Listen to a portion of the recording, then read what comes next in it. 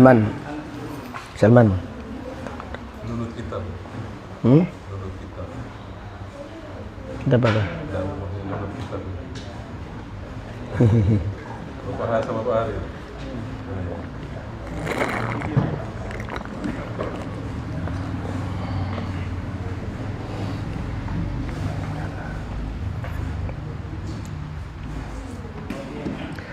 Bismillahirrahmanirrahim. Assalamualaikum warahmatullahi wabarakatuh.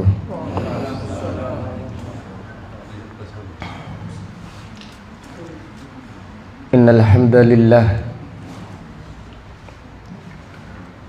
nahmaduhu wa nasta'inuhu wa nastaghfiruh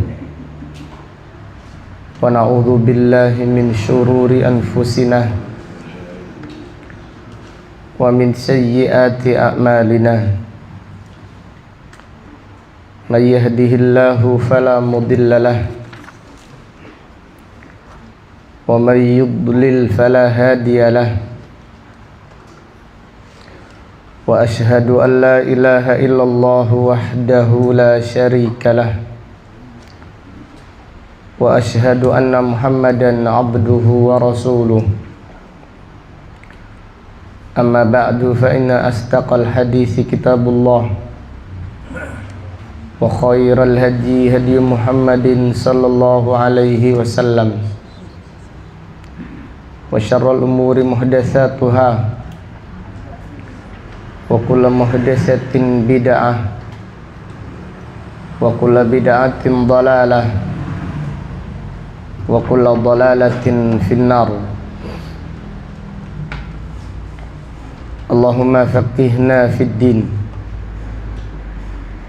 Allahumma inna nas'aluka ilman nafi'ah wa rizqan tayyiba wa amalan mutaqabbala.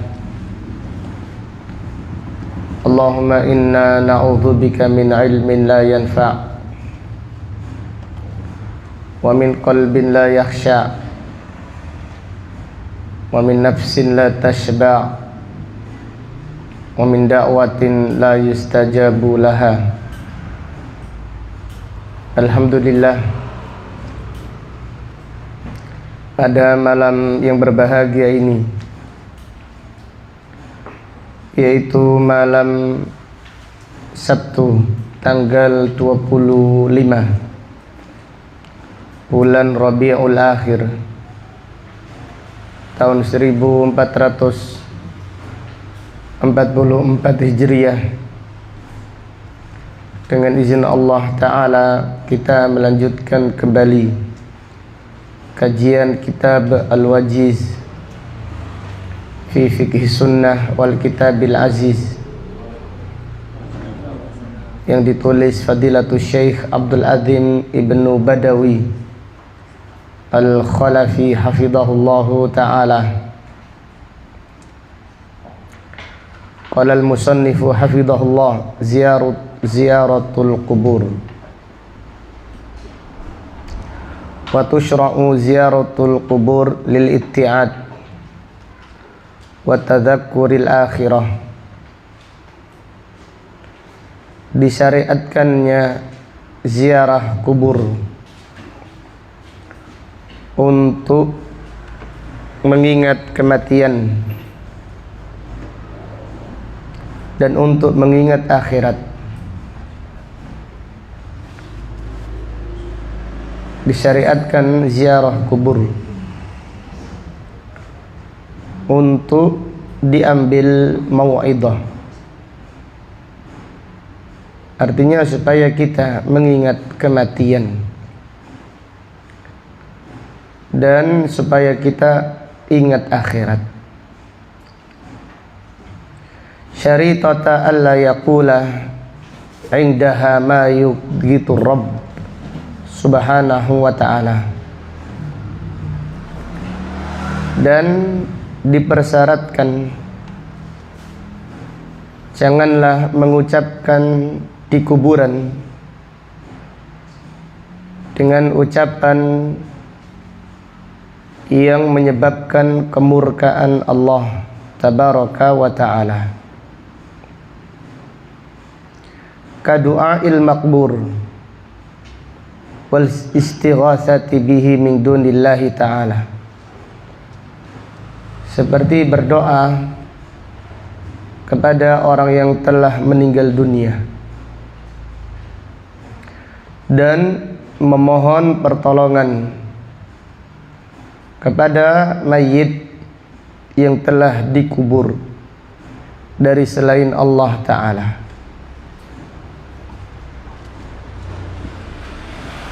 Berdoa kepada mayit,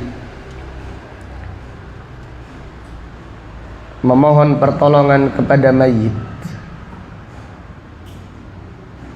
meminta restu mayit, meminta didoakan mayit. Ini semua termasuk doa. Ini termasuk kesyirikan. Jadi berdoa meminta kepada mayit, contohnya,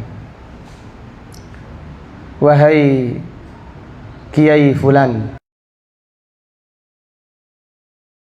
akan urusan saya.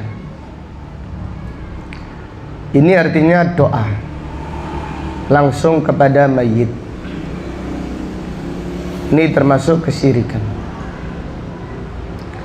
Demikian pula meminta izin, meminta restu, seperti anak kepada ayahnya, kepada leluhurnya,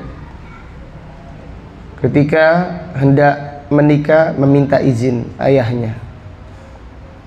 Wahai ayah, saya besok melangsungkan akad pernikahan, mohon saya direstui. Ini termasuk kesyirikan. Dan juga minta didoakan orang yang meninggal dunia, seperti orang-orang yang meminta kepada Rasulullah sallallahu alaihi wasallam. Jadi minta didoakan. Ini termasuk kesyirikan, dan itu syiriknya orang-orang jahiliyah, yaitu meminta didoakan berhala-berhala yang mereka sembah dari selain Allah. Di mereka yang berkata, ya Rasulullah aghithna, ya Rasulullah tolonglah kami, atau ya Rasulullah doakan kami kepada Allah, isfa'lana inda rabbik, mohonkan syafaat di sisi Allah. Ini termasuk kesyirikan. Ini perbuatan yang tercela. Dan mereka-mereka yang ziarah kuburan wali rata-rata melakukan demikian. Bisa jadi meminta kepada para wali secara langsung, bisa jadi meminta restunya, minta keriduannya para wali, dan bisa jadi minta didoakan para wali yang telah meninggal dunia. Dan ini adalah ainus syirk. Ini kesyirikan yang nyata. Ini adalah kesyirikan yang nyata dan perbuatan yang dilaknat oleh Allah Subhanahu wa ta'ala. Allah Ta'ala berfirman, walladzina tad'una min dunihi ma yamlikuna min qitmir in tad'uhum la yasma'u du'aakum walau sami'u mastajabu lakum wa yawmal qiyamati yakfuruna bisyirkikum wa la yunabbi'uka mithlu khabir. Jika kalian meminta kepada mereka, maka mereka itu tidak mendengar doa kalian. Jika mereka mendengar, mereka tidak bisa mengabulkan doa kalian. Jika mereka mendengar itu, sekiranya bukan berarti mereka mendengar. Mereka tidak mendengar. Nabi SAW tidak mendengar salawat umatnya. Nabi SAW tidak mendengar salawat umatnya, salamnya umatnya tidak mendengar. Terus bagaimana Nabi SAW mengetahui salawat umatnya? Bagaimana ya ikhwah? Diberitahu oleh malaikat. Alamnya sudah beda. Alam mereka yang telah meninggal dunia adalah alam barzakh. Jadi mereka itu tidak bisa mendengar. Allah Ta'ala berfirman, wahum an du'aihim ghafilun, wa man adallu mimman yad'u min dunillah man la yastajibu lahu ila yaumil qiyamah wahum an du'aihim ghafilun. Dan siapa yang lebih sesat dari orang yang berdoa kepada selain Allah, yang tidak bisa mengabulkan doa sampai hari kiamat, dan mereka-mereka yang dimintai tidak tahu menahu. Mereka yang dimintai tidak tahu, mereka lalai, tidak mendengar, ghafilun. Wa idza husyiran nasu kanu lahum a'daan wa kanu bi ibadatihim kafirin. Dan apabila Allah mengumpulkan mereka, mengumpulkan manusia pada hari kiamat, mereka-mereka yang dimintai menjadi musuh orang-orang yang meminta. Para nabi, para malaikat, para wali memusuhi orang-orang yang meminta mereka. Kanu lahum a'daan wa kanu bi ibadatihim kafirin. Dan mereka mengkufuri ibadah manusia kepada mereka, termasuk ibadah yaitu doa. Rasulullah sallallahu alaihi wasallam bersabda, ad-du'a'u huwal ibadah. Berdoa itu ibadah. Kembali kepada ayat tadi, itu Allah Ta'ala berfirman, walau sami'u in tada'uhum la yasma'u du'aakum. Jika kalian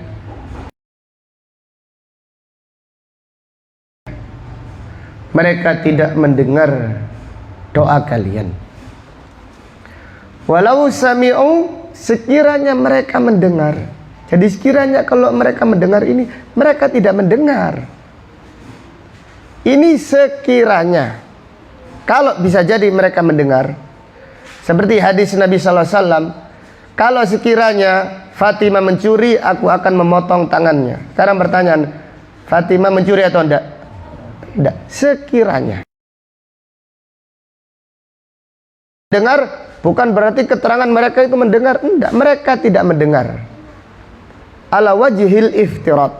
Sekiranya mereka mendengar, mereka tidak bisa mengabulkan doa orang-orang yang meminta kepada mereka.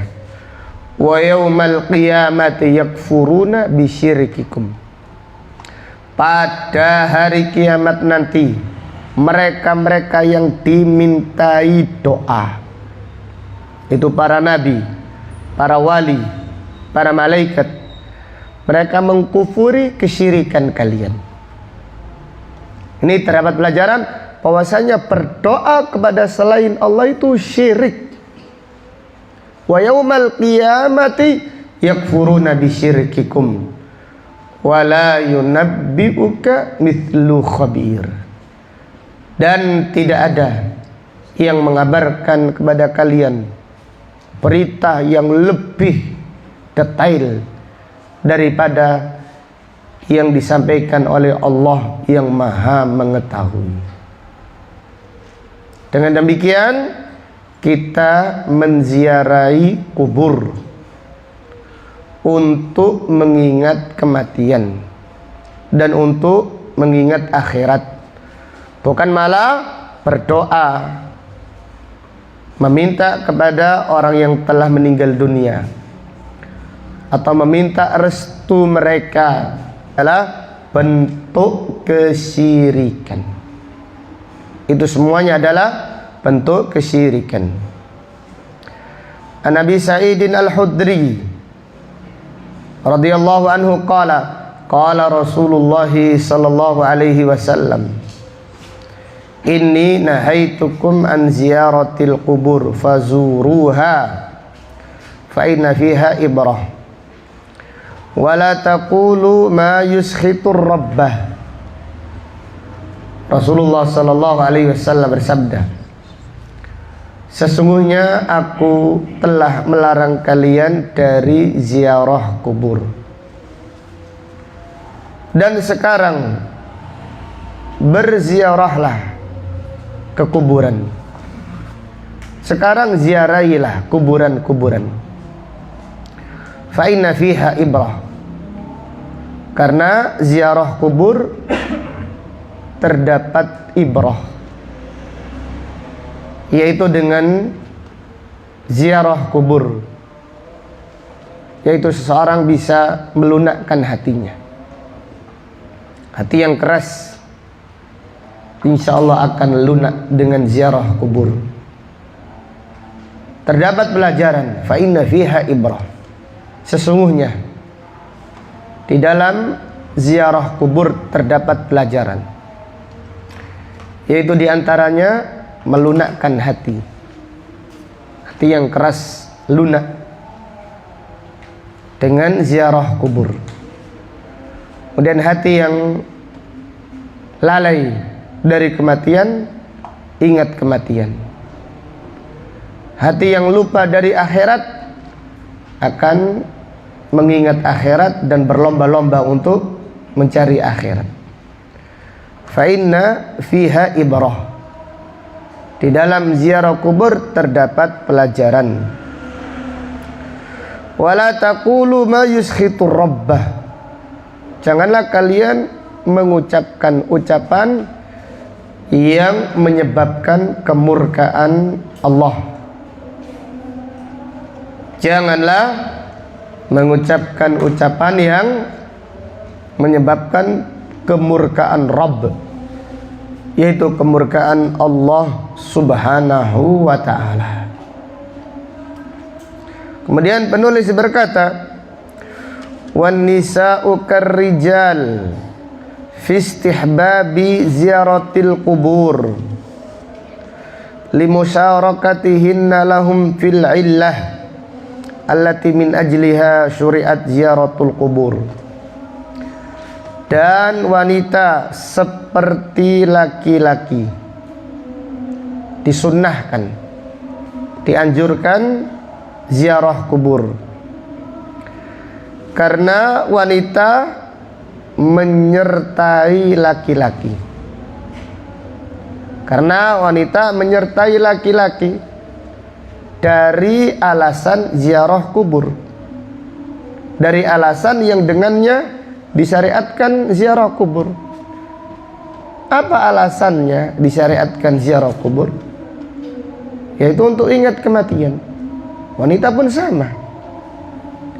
Apabila laki-laki dianjurkan mengingat kematian, wanita pun sama, dianjurkan mengingat apa? Kematian. Apabila laki-laki dianjurkan, diperintahkan mengingat akhirat, maka wanita pun sama. Jadi para salaf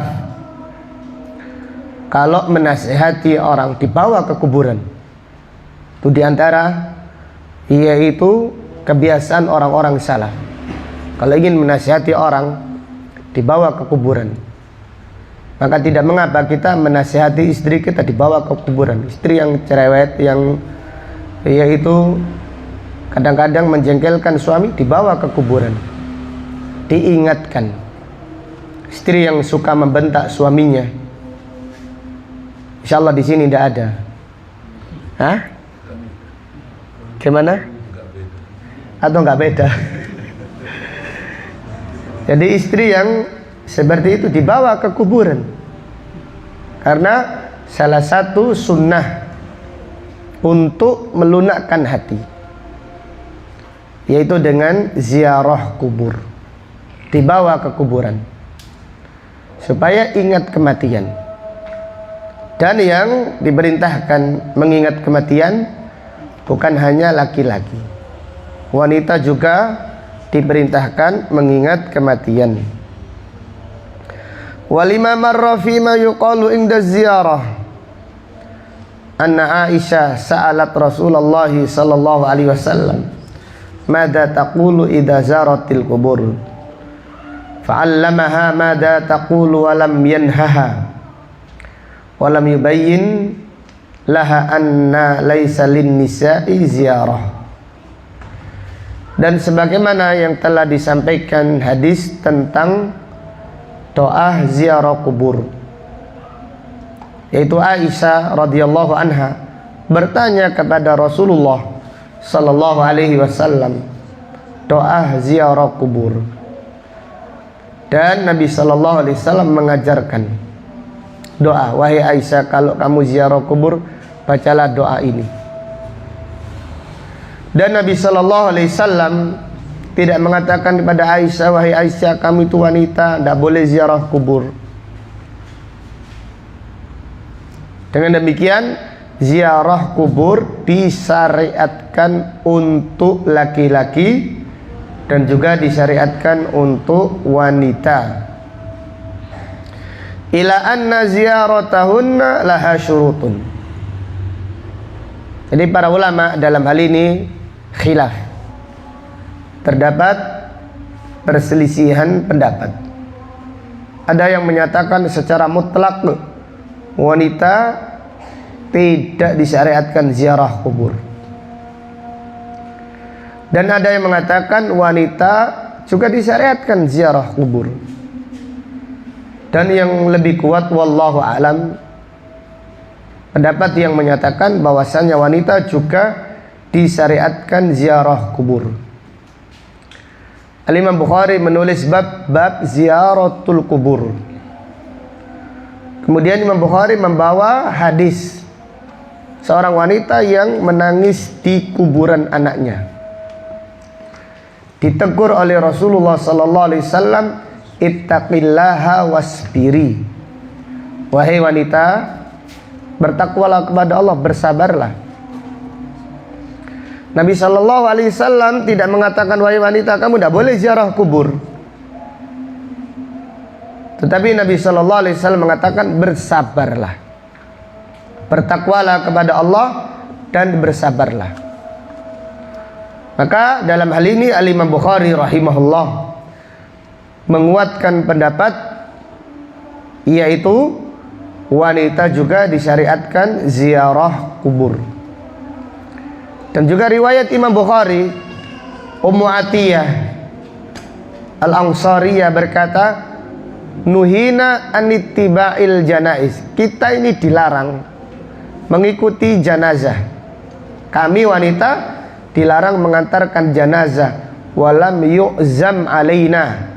Tapi tidak dilarang yang haram, tapi kami tidak diharamkan. Kenapa wanita dilarang mengantarkan jenazah? Makruh, karena mereka itu dikhawatirkan meratapi. Kalau mereka bisa mengantarkan jenazah tanpa meratapi, maka mereka tidak mengapa untuk mengantarkan jenazah. Ummu Atiyah berkata, kami dilarang mengantarkan jenazah tetapi tidak diharamkan. Jadi demikian. Demikian pula Aisyah radhiyallahu anha. Aisyah menziarahi kuburan adiknya, yaitu Abdurrahman ibnu Abi Bakar As-Siddiq ketika meninggal dunia. Jadi ini dilakukan oleh Ummahatul Mukminin, Ummul Mukminin Aisyah radhiyallahu anha. Dengan demikian wanita dibolehkan atau juga disyariatkan ziarah kubur. Tetapi ada persyaratan bagi wanita ketika menziarahi kubur. Yang pertama, antahtajibah.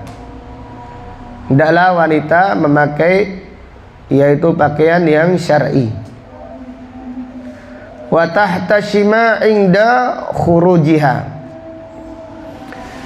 dan hendaklah wanita itu tahtashima, sembunyi-sembunyi dan malu ketika keluar. Wala tatabarraja wala tatatayyaba, jangan tabarruj, jangan memakai minyak wangi. Jadi tidak boleh tabarruj, bersolek. Kalau keluar berhias, kalau di rumah tampil apa? Tampil alami di hadapan suaminya. Tapi kalau mau keluar, yaitu berhias bermenit-menit. Ini yang kebiasaan yang keliru. Seharusnya kalau di rumah apa? Berhias. Keluar malah tidak berhias. Kalau di rumah wangi, wanita. Kalau keluar tidak boleh memakai minyak wangi. Rasulullah sallallahu alaihi wasallam bersabda, ayyuma imra'atin istaqtarat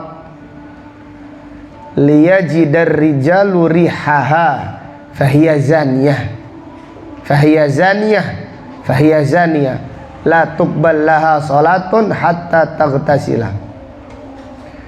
Semua wanita yang memakai minyak wangi supaya harumnya tercium laki-laki, maka dia adalah pezina. Maka dia dihukumi berzina 3 kali. Tidak diterima salatnya sampai dia mandi. Abu Hurairah radhiyallahu anhu, perawi hadis ini, mencium yaitu budak hamba sahaya memakai minyak wangi.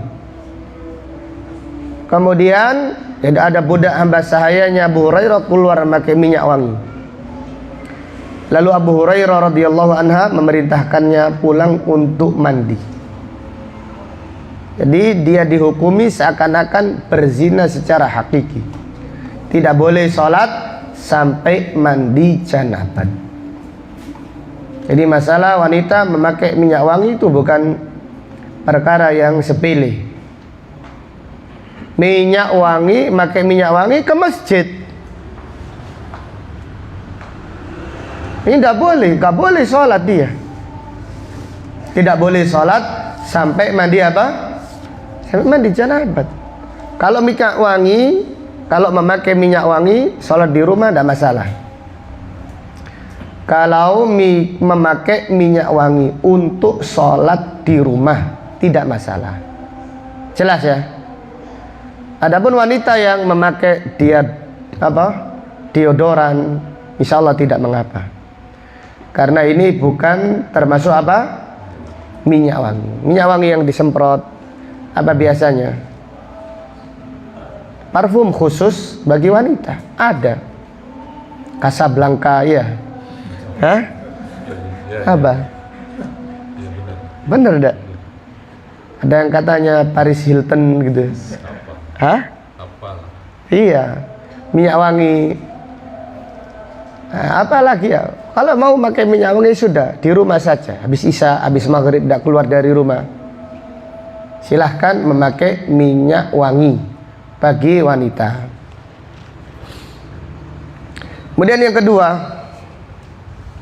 alla taf'ala indal qabri muharraman kan niyahati wa ghairiha. Janganlah melakukan perkara yang diharamkan di kuburan. Kan niyaha, seperti meratapi. Seperti meratapi kematiannya, yaitu keluarganya. Ini termasuk dosa besar. Meratapi kematian seseorang termasuk dosa besar. Yang ketiga, la tukthir minaz ziarah. Janganlah sering-sering ziarah bagi wanita. Li hadithi Abi Hurairah radhiyallahu anhu anna Rasulullah sallallahu alaihi wasallam la'ana zawaratil qubur. Rasulullah sallallahu alaihi wasallam melaknat wanita-wanita yang selalu ziarah kubur. Rasulullah sallallahu alaihi wasallam melaknat wanita yang selalu terus ziarah kubur. Tapi kalau sesekali insyaallah tidak mengapa. Yang keempat, alla tuhaddida li ziyarati ayyaman bi ainiha kal khamisil awal wa tsani wal arba'in wa yaumil jum'ah wal idain wa nahwiha. Janganlah menentukan waktu tertentu untuk ziarah kubur, seperti hari Kamis pertama atau Kamis kedua. Kalau di masyarakat kita biasanya malam Jumat apa? Legi. Ada sebagian itu setiap malam Jumat Legi. Atau wal arba'in, hari yang ke-40 dari hari kematian. Jadi subhanallah, hari kematian, acara selamatan hari kematian yang pertama, kedua, ketiga, kemudian ke-7, kemudian yang keberapa? 40, kemudian ada lagi 100, kemudian ke-1000. Ini tradisinya orang Hindu. Ini tradisinya orang Hindu. Jadi mereka, orang-orang Hindu itu bangga, senang, karena tradisinya dilestarikan kaum muslimin. Kenapa kok nggak hari ke-8? Kenapa kok nggak hari ke-50? Kok ada ketentuan harinya? Kalau ada ketentuan harinya itu harus ada dalil. Kenapa kok hari ke-100, tidak hari yang ke-99 ganjil katanya? Jadi ada penentuan angka-angka tertentu itu harus ada dalil. Kenapa sholat subuh 2 rakaat? Hah? Ada dalilnya. Kenapa puasa Ramadan 1 bulan 30 hari? Ada dalilnya. Kenapa tawaf 7? Ada dalil. Kenapa sa'i 7? Ada dalil. Demikian. Kenapa akikah anak laki-laki 2 ekor? Angka, ada dalil. Perempuan 1. Maka ini mana dalilnya kok sampai acaranya kok ada hari yang khusus? Itu bukan ajaran Nabi sallallahu alaihi wasallam. Itu adalah tradisinya orang Hindu. Itu adalah tradisinya orang Hindu. Jadi disetujui atau diingkari, mau tidak mau, itu adalah tradisinya orang Hindu. Kenyataan demikian. Hanya saja mereka itu tetap membela pendapat mereka walaupun mereka itu melakukan kebatilan. Bahkan menurut madhab Syafi'i, bahwasanya peringatan kematian itu bid'ah mungkarah, bid'ah yang mungkar. Itu menurut ulama-ulama madhab Syafi'i. Jadi yang ada di masyarakat itu tradisinya orang Hindu. Demikian, maka menziarahi kuburan setiap hari 40 termasuk perkara yang dilarang. Karena penentuan wa yaumil jum'ah wal idain, hari Jumat. Demikian pula menjelang hari raya.